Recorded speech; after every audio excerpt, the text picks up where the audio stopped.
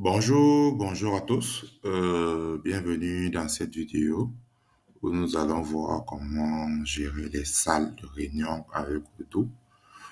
Moi, c'est Cyril Abolo, je suis fondateur et project manager dans l'entreprise Ed Consulting. Ed Consulting, c'est une entreprise de conseil et d'accompagnement à la transformation digitale des entreprises, principalement au Cameroun et en Afrique de manière globale. Donc, notre mission, vraiment, c'est d'accompagner les entreprises, qu'elles soient petites ou grandes, dans leur processus de digitalisation. Donc, dans cette vidéo, nous allons montrer comment gérer les salles de réunion avec Odoo. Donc, pour ceux qui sont dans des entreprises assez énormes, ou qui a plusieurs services qui collaborent et qui a pas de salle assez disponible, il est souvent assez complexe de pouvoir gérer les salles. Parfois, deux services se retrouvent dans la même salle à la même heure parce que il n'y a pas eu un outil, en fait, qui a pu les signifier à l'un ou l'autre que la salle était déjà disponible. Donc, c'est vraiment un réel problème, en fait, pour les entreprises qui ont une certaine taille pour pouvoir s'organiser. Donc, dans cette vidéo, nous allons voir comment gérer les salles de réunion avec Odoo. Qu'est-ce qu'Odoo? Odoo, c'est une suite ERP open source qui permet de gérer tous les flux et process de vos entreprises, de votre entreprise. Ça peut être la comptabilité, ça peut être la gestion des stores, ça peut être la vente, ça peut être des achats, l'inventaire, les RH avec tout ce qui est recrutement, congé, paye. Donc, c'est vraiment un outil vraiment pensé pour avoir, dans un seul outil, dématérialiser et gérer tous vos process de votre entreprise dans une même plateforme. Donc là, nous sommes connectés à Odoo. Je pense que c'est de version 17, je pense, dans l'une des dernières versions. Donc ici, là, j'ai beaucoup de modules. Donc Odoo, c'est un logiciel modulaire. En fonction de l'activité que je veux mener, j'ai un module associé. Donc là, nous allons utiliser le module salle de réunion qui va vraiment nous permettre de faire des configurations, de pouvoir avoir une vue sur tout ce qui est planning, et faire toutes les actions liées à la salle de réunion. Donc quand j'arrive sur le module, j'ai d'abord une vue de tout ce qui est, de tous mes salles et de tout le planning de réservation des salles. Là, par exemple, on voit que j'ai peut-être quelque chose comme 10 salles de réunion. Ici, j'ai un planning par jour. On sait qu'ok, le vendredi 27 septembre, à l'heure à laquelle je tourne la vidéo, voilà les différents horaires, en fait, des différentes salles. Si on prend, par exemple, la salle R4, on va se rencontrer entre 6 heures et c'est bien sûr, c'est pour la démo, hein, c'est juste pour qu'on comprenne. Entre 6 heures et 7 heures, la R4 est occupée. Entre peut-être 11 heures et 12 heures, la salle R10 est occupée. Donc, si je veux, par exemple, faire occuper la salle R4, par exemple, toute la journée commence à 8 heures. Donc, je vais mettre R4, un instant. Je vais peut-être faire occuper la salle R5, voilà. Je vais mettre peut-être formation JET, voilà. C'est peut-être mettre formation JET. Je vais mettre de 6 heures à, de 6 heures à peut-être 18 heures. Oui. De 8 heures plutôt. 8 heures, 8h30 par exemple. Ok.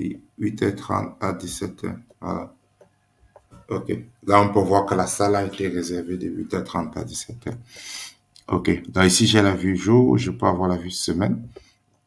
Donc, sur la semaine, voilà les différentes occupations des différentes salles. On peut voir là que c'est assez fluide et assez limpide. Donc, je vois peut-être que la salle RDC est occupée les 2 jours, lundi et mardi. Puis, parce qu'il y a un hackathon. Le hackathon, c'est une séance, en fait, de travail où les développeurs se réunissent pour développer vraiment ensemble afin d'atteindre un objectif commun. Donc, ça, c'est un peu ça. Donc ici, j'ai la vue jour, j'ai la vue semaine autant pour moi. Ici, j'ai la vue mois, donc j'ai les différents créneaux réservés pour le mois. Donc là, je vais revenir dans la salle des configurations. Donc j'ai l'inventaire de toutes mes salles ici. Si je peux créer une nouvelle salle, je vais peut-être mettre salle de formation, peut-être niveau R5, par exemple. Voilà. Ah, ok. Et ok, il faut mettre emplacement R5. Je vais peut-être mettre R5, niveau R5. Voilà. Ok. Donc là, j'ai ma salle qui est créée. Si je reviens sur mon planning, sur mes réservations, on va voir ici que j'ai salle de formation R5 ici. Voilà. Donc ici, je peux déjà directement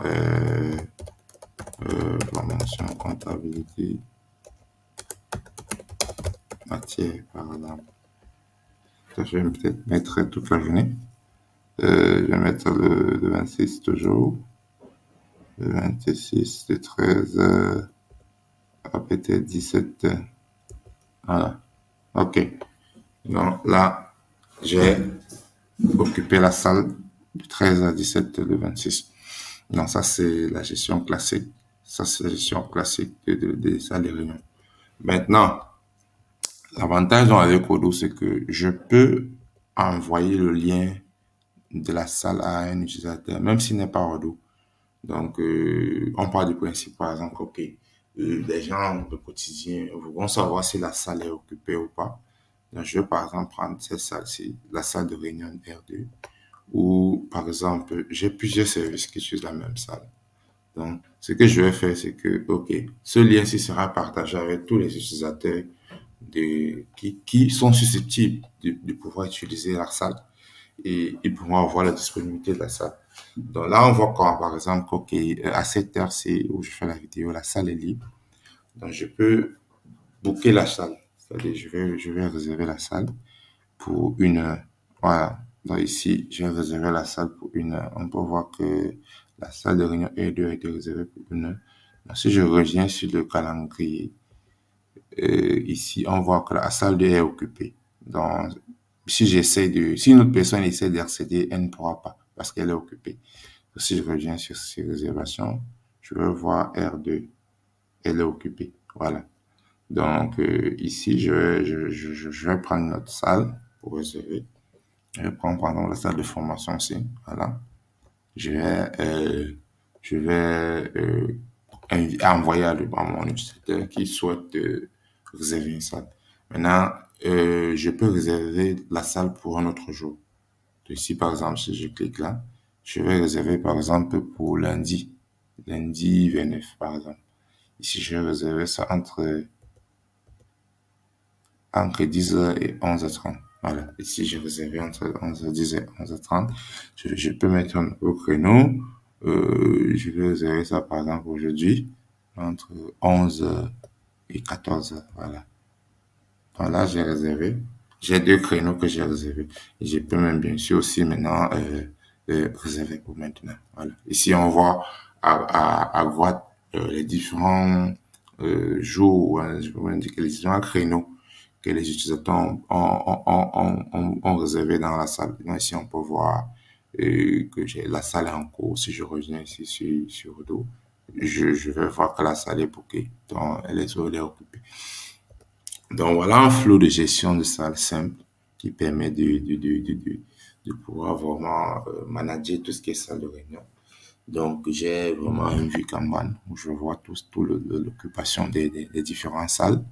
Je peux changer la vue en vue semaine, en vue mois pour pouvoir avoir une vision un peu plus large. J'ai les configurations basiques où je crée des salles et je peux les mettre des salles, je crée des salles en fonction des lieux. Mais là, je peux envoyer les liens pour que les gens réservent la salle. Donc, c'était une vidéo rapide et simple qui permettait de montrer comment gérer les salles de réunion avec Odoo. Maintenant, il peut y avoir des workflows. Ça peut être des workflows, par exemple, de validation, peut-être pour valider une salle de formation, pour valider la création, l'accès à une salle. Ça peut être lié à un workflow. Ça sont des choses qui peuvent être automatisées, bien sûr. Et nous sommes disponibles vraiment pour vous accompagner pour ce genre d'automatisation.